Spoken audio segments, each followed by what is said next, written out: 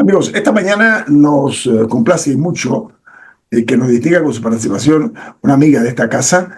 Es abogada, periodista, exdirectora general del diario La Prensa. Ahora entró en el mundo de la cinematografía como directora de un documental importante. Estoy hablando de nuestra amiga Rita Vázquez. Rita, buen día, ¿cómo está usted? Hola, buenos días a todos. Gracias por haberme invitado a este magnífico espacio. Gracias, Rita. Bueno, este programa y en lo particular el equipo hemos sido muy contundente en nuestra postura de que tenemos un problema de un vacío en la historia, ¿no? Aquí hay un problema muy serio, que desconocemos los eventos históricos, solamente se conocen algunos detalles, exceptuando, por supuesto, las personas que tienen y han tomado la decisión de leer cómo fue que se forjó la nación, sobre todo hay un desconocimiento. Imagínate, aquí las relaciones de Panamá y Estados Unidos la habían sacado del currículo, tan grave como eso, ¿no? Una traición a la patria, a mi gusto, y lo digo así directamente, ¿no? Crimen de lesa patria. Pero felizmente ahora se ha vuelto a incluir aparentemente y es una realidad. Sin embargo, hay otros aspectos agridulces que no se han dado a conocer y algunos agrios del todo. Estamos hablando lo ocurrido en Panamá durante el régimen militar, pero hubo actos de heroísmo en diferentes formas y una de ellas es la que recoge el documental que tú has llevado a cabo, Rita, con la participación de Dilmar Rosas. Dilmar Rosas. Está también Mercedes Arias y Delfina Vidal en la dirección de este documental. Tú estás como directora ejecutiva, ¿no? Del mismo. Productora ejecutiva. Se llama La Señal de la Libertad. ¿Por qué la señal? Porque en esa época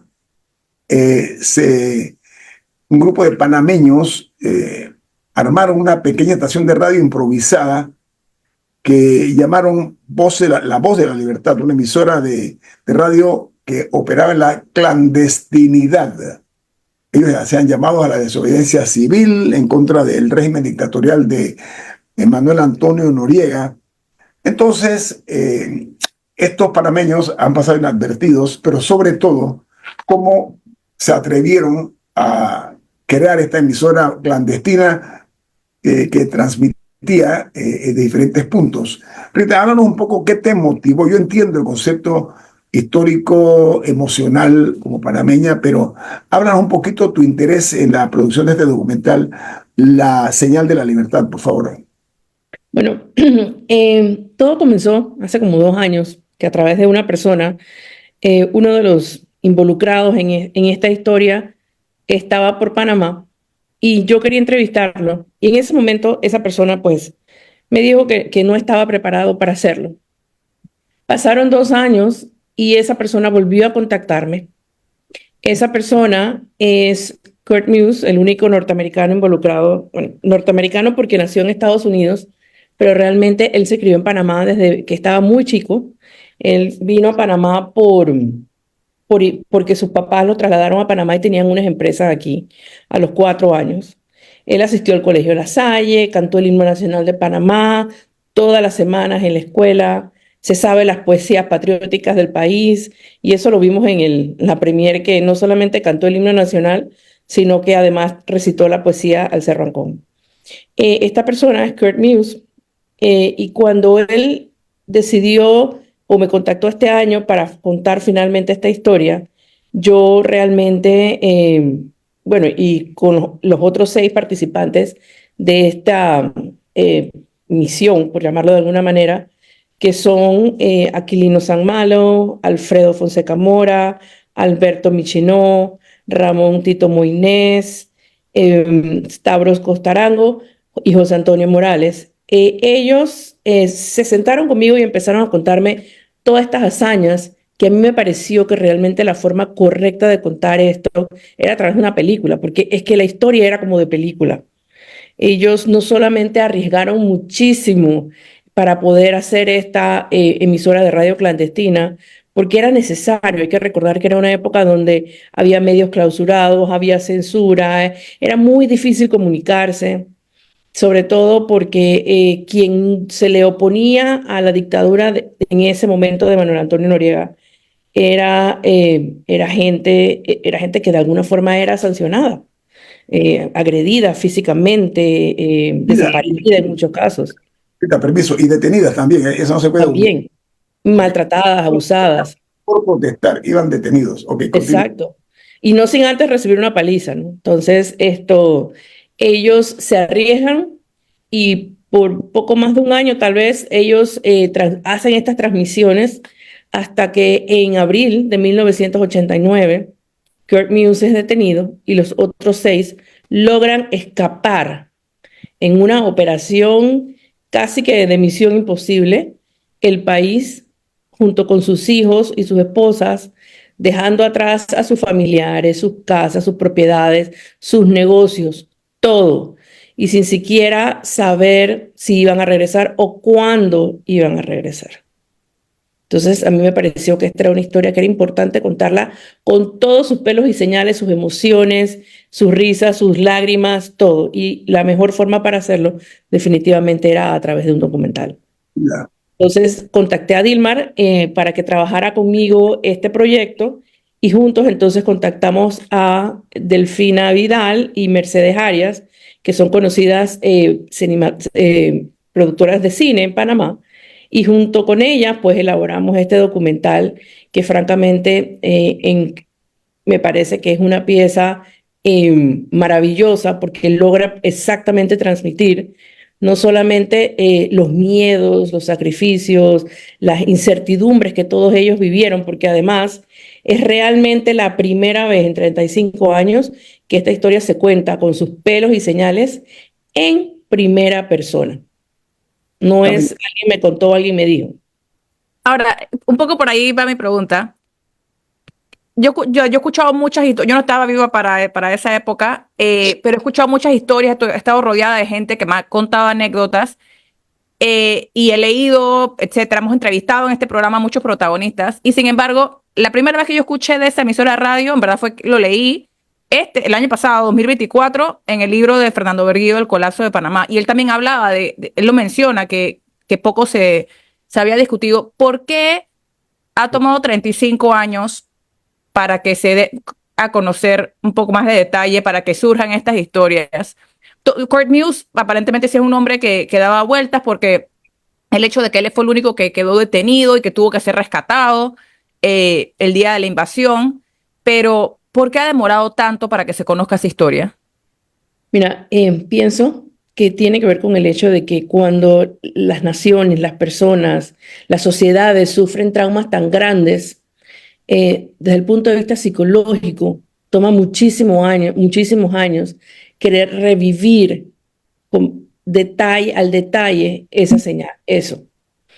Todas esas sensaciones, todas esas emociones. Pienso que cuando uno vive unos traumas tan grandes, toma tiempo hasta que tú realmente te sientes con la entereza para poder no solamente contárselo al que tienes al lado, sino a todo el país. No es lo mismo que te encuentres con uno de ellos y te eche el cuento o que ellos dentro de sus familias hayan contado esta historia, a que tengan una vez más esa valentía de contarla públicamente y que sea una pieza que quede para la posteridad en algún momento. ahorita, yo hablaba con Maui San Malo, que primero que tuvieron casa llena, pues ese inglés, Sí, estaba lleno ese lugar, el Teatro Pacífico, ¿no? ajá. Pero hablando con Maui, yo le decía a Maui, esto deben llevarlo a las escuelas para que no pase inadvertido. No sé si me explico. ¿Tú has pensado esa Correcto. posibilidad? Bueno, esa es la idea. La idea es que la idea principal cuando se pensó esto era que este documental, al primer lugar donde definitivamente tiene que ir es a las escuelas y a las universidades. ¿Por qué? Porque los muchachos hoy en día, la gran mayoría, Camila y Dalia son una excepción dentro del grupo de jóvenes de la edad de ellas e inclusive más jóvenes. En teoría, muchos de estos muchachos pelados pues realmente no conocen esa historia porque es que la historia la cuenta el que gana y no siempre el que nosotros creemos que gana es el que cuenta. Ha habido grupos que se han empeñado en que la historia se enseña hasta 1968 y que después terminemos en 1968 y luego la historia se vuelve a contar en 1990 y esos años allí, pues nadie sabe, son como como un misterio en la educación en Panamá. Entonces, es, obviamente es muy fácil para estos jóvenes no conocer esta historia, no saberla porque no se la cuentan, no se la enseñan en la escuela. Y luego cuando uno va y les preguntan, no saben realmente nada. Y entonces, ya hemos hecho algunos contactos con algunas universidades, precisamente porque las universidades empiezan clases ahora pronto, esta semana que viene, para proyectarlo en alguna de estas universidades. También hemos empezado a hacer contacto con las escuelas, pero ellos no empiezan hasta marzo, así que cuando ellos empiecen, la idea es que ellos tengan acceso a este documental y ojalá se animen a proyectarlo. En el estreno hubo dos ministros de Estado y ojalá ellos sirvan de, perdón, Ya la de cultura. la ministra de Cultura y el ministro Canal. Ojalá ellos se animen a contarla a sus colegas en el gabinete y desde el Ministerio de Educación ellos también tengan esta iniciativa, ¿no? Ahora, una persona que quiere ver el documental, ¿dónde lo puede ir a ver? Ok, muy buena pregunta. El documental en este momento está disponible para proyecciones privadas si hay grupos que desean, digamos, alquilar una sala de cine o tienen una sala de cine en sus edificios o un grupo que quiera verlo. Con muchísimo gusto se lo facilitamos. Además de eso, estamos también en conversaciones para ver si la televisión lo pasa, que también es una posibilidad. Y luego de eso, cuando ya haya sido transmitido por estos canales masivos, pues vivirá el documental en el canal de YouTube de la prensa, porque este además es un proyecto de la prensa junto con CELAP y Bethesda Films, que es la productora de Mercedes. Es más, Rita, coincidió con la reapertura de la prensa. Bueno, no coincidió, eso fue escogido de aposta. En los 90 fue que se reabrió. Exacto, la primera fue el 8 de enero de 1900, antes de ayer, pero el 8 de enero de 1990, es decir, hace 35 años, fue el día en que circuló la primera edición del diario La Prensa post-dictadura, perdón, post-invasión. Sí. Bueno, vamos al Esa contemporáneo. fue entonces estábamos también conmemorando el aniversario 35 de esa primera edición. Para la prensa es una fecha sumamente significativa, porque además cuando tú revisas esa edición es una edición de esperanza, es una edición de renacimiento, es una edición donde está llena de anuncios, pero sus anuncios son todos de esperanza para el nacimiento de una nueva nación. Y esa edición circuló 90.000 ejemplares ese día. Eso es el récord más grande que tiene el periódico de circulación a nivel nacional. Era una nueva república. Vamos a corte comercial. Esto es En Perspectiva, un programa para la gente inteligente como usted. Bueno, estamos esta mañana platicando con la abogada y periodista Rita Vázquez, que ha incursionado ahora en el tema de la producción de un documental llamado La Señal de la Libertad. Estamos aquí nosotros abriendo la puerta para que por allí también otros medios se sumen a dar a conocer de este valioso documento histórico y haciendo nosotros la recomendación de que se ha llevado a las escuelas y a las universidades para que eso no pase bajo ninguna circunstancia a las páginas del olvido de nuestra propia historia. Dalia Pichel, adelante. Sí, yo quería preguntar un poquito sobre la producción en sí del documental, o sea, cuáles fueron algunas de esas, no sé si es la primera vez que incursionas en producir un documental, o sea, estar detrás de ese esfuerzo, cuáles fueron algunas de las cosas como sorprendentes del proceso, cuáles fueron los retos, o sea, cómo fue la producción llevar a cabo desde que se inició la idea hasta que, bueno, se pudiera proyectar, ¿no? La primera dificultad y tal vez la más complicada de todas, porque tener una idea no es tan difícil. Tener quien quiera ejecutarla cuando la idea es buena tampoco es tan complicado. Pero los fondos, encontrar los fondos para hacer el proyecto sí es un poco más difícil. Y tuve la suerte de que logré tocar suficientes puertas de suficientes panameños comprometidos con la historia de nuestro país, con que esto se conozca, con la educación, con todos los principios de libertad que realmente este proyecto trata de transmitir.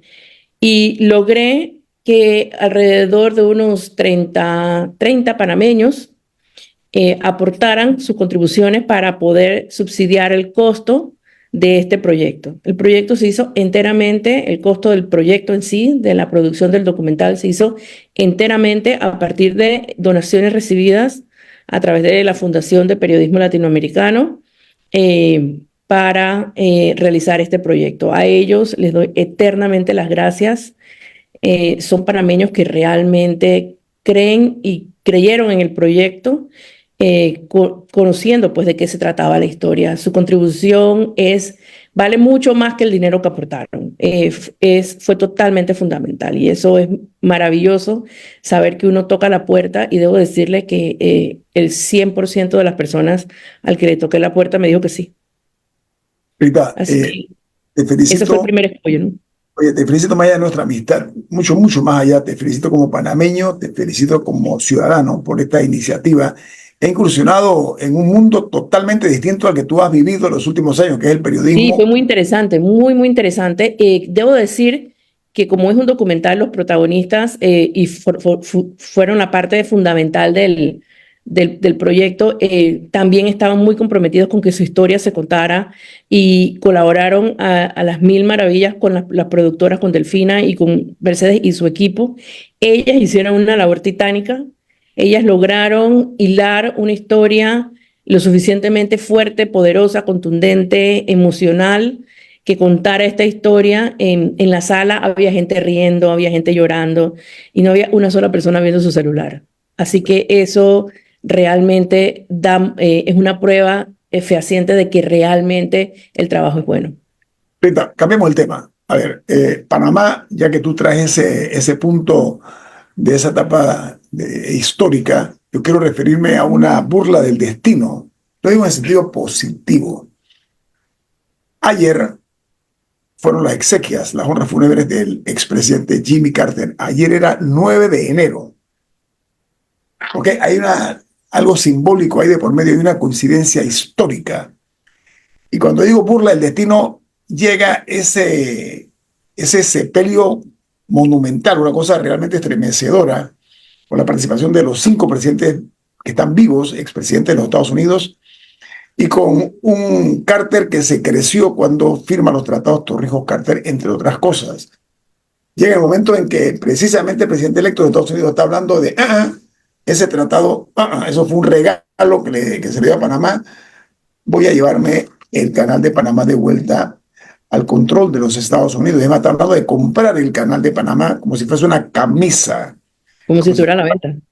¿no? Como si fuera una prenda de vestir que está a la venta. No, eso de ninguna manera. Ya el gobierno, a través del presidente Mulino, ha puesto muy clara nuestra posición. El canal de Panamá no es negociable. Dicho esto, lo del presidente Carter, 9 de enero, que es donde todo comienza, además hay que decirlo, todo comienza allí, que fue, hablábamos de la Segunda República, allí comienza la verdadera soberanía de la República de Panamá, que estaba dividida, fragmentada en dos, precisamente porque estaba ese enclave colonial en nuestra república, en la piel de nosotros estaba. Rita, la pregunta es la siguiente. Si bien es cierto que lo que dice el presidente electo, subrayado en negritas, electo, es una cosa versus lo que pueda decir cuando sea presidente de los Estados Unidos. Sin embargo, me inquieta que un representante republicano, cuyo nombre realmente no lo fotografié, anunció ayer que va a presentar un proyecto de ley, está presentando un proyecto de ley que encargaría o autorizaría al futuro presidente Trump a comprar el canal de Panamá para que quede bajo el control de los Estados Unidos. La han llamado ley recompra. ¿Qué te parece eso, Rita? Que creo que pueden pasar todos los proyectos de ley que quieran. Tú no puedes comprar algo que no está a la venta. Es imposible comprar algo que no está a la venta. Tú puedes ofrecer y querer comprar el canal. Hay que recordar que el canal que ellos construyeron y que se inauguró en 1914 no es el canal que existe hoy. Hoy existe un total nuevo juego de esclusas. Hecho por los Hoy, panameños. Vamos, espérate, hecho por los panameños y costeado y pagado por los panameños, que además es donde se genera la mayor cantidad de dinero que produce el canal. Además, la estructura del canal se tuvo que modificar precisamente porque estaba obsoleta y en el camino ha sufrido un montón de modificaciones. Además, el canal se alimenta de agua dulce. ¿De quién es el agua dulce? El agua dulce es de los panameños. Y al final del camino pueden ellos intentar pasar cualquier cantidad de ley porque políticamente les conviene mandar ese mensaje, pero de allí a que Panamá decida vender el canal no es tan sencillo. Lo que ellos puedan lograr esa. Además, el mismo canal establece, el tratado establece las razones por las cuales ellos podrían nuevamente hacerse del canal y hasta donde yo sé y creo, ninguna de esas condiciones ha sucedido a lo largo de estos años en que el canal ha sido manejado por los panameños. Pero mira, yo creo que se está brincando una línea roja muy delicadamente, creando un ambiente tóxico, innecesario además de eso. El tratado, el Carter-Torrijos, se logra con el respaldo de la mayoría de los países del mundo. Panamá logró. El éxito de Panamá fue el juego profesional y de alto nivel de la diplomacia panameña que logró que los jefes de Estado en su momento, y hay que decirlo, Omar Torrijos fue el gestor, el actor principal de esto, para que se firmara un tratado con los Estados Unidos de América. Pero lo que estoy viendo es que se está utilizando lo que es la información, y tú eres periodista, con un alto grado de desinformación. Y paso a explicarme muy sencillo. Uno de los argumentos que está diciendo el presidente electo, Trump, es que China es el que maneja el canal de Panamá, que China está a cargo de la presencia china en Panamá, tiene mucho que ver con el manejo del canal de Panamá, lo cual no es una imprecisión, es una calumnia histórica. Además de eso, es totalmente falso, correcto. ¿Cómo se... Al final podemos hablar de los puertos, pero el manejo de los puertos poco o nada tiene que ver con el manejo del canal. Uno, y dos, esta es una concesión que la empresa tiene desde la época en que Hong Kong era parte de Inglaterra, que ha sido renovada. No hay que hacer esas precisiones históricas. Uno, y dos, la construcción del puente, una construcción que al final del camino es también se hizo una licitación, hubo una contratación y participaron y ganaron. Al final del camino, ninguna de las dos cosas tiene absolutamente nada que ver con la operación del canal. Algún día voy a invitar al presidente Ernesto Pérez Valladares para que cuente la reunión que tuvo con George Shultz. Voy a dejar que él lo diga, yo estoy informado sobre el tema, para que él conozca la negociación y la participación. Miren el nombre que digo, exsecretario de Estado de los Estados Unidos, George Shultz, se reunió con Ernesto Pérez Valladares en los Estados Unidos. Voy a ser más preciso, no mando con vaguedades. Esa reunión fue en San Francisco, ¿ok? Y la propuesta, y voy a dejar que él, que fue el actor principal, lo diga y no yo. Prefiero mejor hacerlo de esa manera porque creo que Panamá necesita, en este momento más que antes, conocer cuál fue la posición de la República de Panamá con la propuesta que hizo George Shultz con relación a los puertos, que al final del camino los chinos se lo ganaron con una oferta que hicieron económica. Pero vuelvo al tema. El texto de este proyecto, está la ley de recompra, o ley recompra, como la han llamado ellos,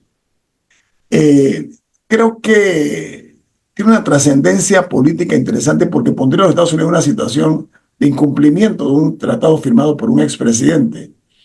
Y además dice la información que el texto de esta ley le daría 180 días cuando ya, después que el presidente Trump haya tomado posesión, de la promulgación de la ley que estoy comentando, 180 días, para que entonces se presente un informe sobre la marcha de las negociaciones. Eso es lo que dicen los medios estadounidenses, cito.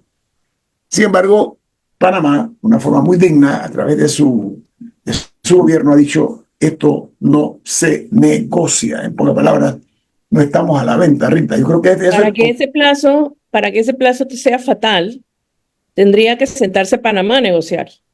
Y Panamá ya ha dicho que no va a negociar. Entonces, estaría sentado en la mesa de negociación Estados Unidos y quién más. bueno, esa es la pregunta del millón, ¿no? Mm. Sin embargo, este proyecto de ley recompra del Canal de Panamá realmente me sorprende en este momento y hasta ahora. No me sorprende mucho que no está proponiendo, Rita. A mí lo que me parece que hay países donde la política se convierte en un circo pero tan absurdo que ya ni el hombre más grande, ni el hombre más chico, ni la mujer tragafuego, ¿sabes? Realmente son la estrella del circo. Aquí pareciese que hay lugares donde la gente se pelea por ver quién es el payaso mayor. No, y también hay que ver si están tratando de distraer de otros problemas. O sea, que están tratando Para mí es eso. de crear estas crisis para que no se hable de otros temas. No, y de crear crisis, pero también de generar toda esta narrativa, porque Panamá al final ahora ha caído como en una, o sea, somos parte de un pastel colonial que Donald Trump se ha inventado en las últimas 2 semanas con Groenlandia, con el tema de Canadá, o sea, es como México. que ¿qué estás tratando de proyectar realmente al llegar a la presidencia como este hombre fuerte y que va a hacer y que va a hacer? Sí, a mí Cuando me en parece pura realidad, rofiadera en el fondo. exacto. Un corte comercial, discúlpenme, distinguidas damas. Estamos entrando en un año de claroscuros. Esa era vamos al corte comercial. Esto es En Perspectiva, un programa para la gente inteligente como usted. Un programa de esta categoría, de este nivel, con estos estándares, no puede omitir un hecho histórico que estamos en este momento viendo en América Latina y el mundo lo está viendo también, que es que aparentemente el gobierno o la dictadura de Nicolás Maduro está ya en su etapa crepuscular y que puede hoy caerle la noche, se le puede hacer muy larga la noche al señor Nicolás Maduro. Yo creo que estamos ante la antesala de lo que podría ser el cambio de régimen en Venezuela. No me atrevo a apostar porque esta es una pesadilla recurrente de los venezolanos y quiero ser respetuoso en cuanto a eso. Pero Camilo, usted tiene una pregunta sobre el tema de Venezuela y las elecciones, perdón, no las elecciones. Hoy se define quién se va a sentar al frente de ese sillón de la presidencia de Miraflores, que es el palacio presidencial de ese país. Adelante, Camila. Sí, hoy es el día de toma de posesión en Venezuela. Hemos visto cómo ha ido un poco subiendo la temperatura. Edmundo González Urrutia estaba haciendo su gira por América Latina. Su último lugar creo que fue República Dominicana. Toda la situación ayer con María Corina Machado, que salió en público por primera vez desde el mes de agosto, desde el 28 de agosto, que fue un mes después de las elecciones. Desde entonces, ella ha estado viviendo en la clandestinidad, por decirlo así, enviando mensajes muy presente, pero escondida. Y eso me recordó un poco, me pareció un buen paralelo con un poco con el tema del documental que tú hiciste, Rita. Todo este tema de tener que vivir a escondidas para poder mantener una especie de resistencia. Y quería conocer un poco tu lectura de lo que está ocurriendo en Venezuela, de cómo es el panorama para hoy. Mira, justo decía yo cuando hablaba antes de empezar el documental, que este documental de alguna forma es como una voz de esperanza para las personas que viven en regímenes como el de Venezuela y el de Nicaragua, porque realmente demuestra que la resistencia civil es importante. Habiendo dicho eso, ni en Panamá, ni en Venezuela, ni en Nicaragua, los dictadores salen por su propia voluntad. No hay una historia realmente un dictador que después de tener el poder absoluto de todo lo que pasa en su país, decida un buen día decir ya tuve suficiente, abandonar e irse. Siempre han tenido que salir por la fuerza. No estoy haciendo un llamado a la violencia, evidentemente, pero es la realidad. Nadie abandona el poder porque simplemente ya tuvo suficiente. Entonces, ese es el dilema al que realmente se enfrentan los venezolanos, valientemente, pienso yo, tanto desde afuera de Venezuela como desde adentro de Venezuela, para lograr el país que sueñan, para lograr corregir las cosas que están mal y convertirlas en cosas que estén bien, vivir en democracia, en libertad, con una economía fuerte. Venezuela sufre no solamente las consecuencias de perder las libertades a causa de la dictadura, sino también las consecuencias económicas, que como ya sabemos y vivimos en Panamá, son simplemente devastadoras. Así que realmente fuerza para los venezolanos en Panamá, para los venezolanos en el mundo, pero sobre todo para los venezolanos en Venezuela. ¿Saben qué? Nicolás Maduro se va a sumar a la lista Ya oficialmente. de los hombres de biografía opaca. Recuerden eso, ¿eh? Biografía opaca. Pasará al libro negro de la historia que recoge todos este tipo de personajes. Señorita Yo Pichel. creo que ya tiene su espacio ahí reservado. Más allá de lo que haga Creo que ahora se en lo ganó adelante. hace mucho tiempo, pero como realmente esta es la primera vez que va a asumir el poder después de unas elecciones evidentemente fraudulentas, donde ni siquiera se han mostrado las actas oficiales, donde simplemente cerró, tumbó la página web del Consejo Nacional Electoral, donde nadie realmente sabe cuáles fueron los resultados de las elecciones, y de ahí que muchos otros países de la región y del mundo no reconozcan su triunfo. Dale, tenemos 2 minutos, 3 minutos, perdón, Sí. 4. En base a lo que has entendido de lo que está pasando en Venezuela ahorita y lo que pasó en su momento en Panamá, ¿qué importancia tiene como todo el movimiento y el apoyo diplomático que pueda lograr la oposición venezolana y que ha sido parte evidentemente clave de la estrategia que ellos han impulsado, por lo menos de forma consensuada este último año?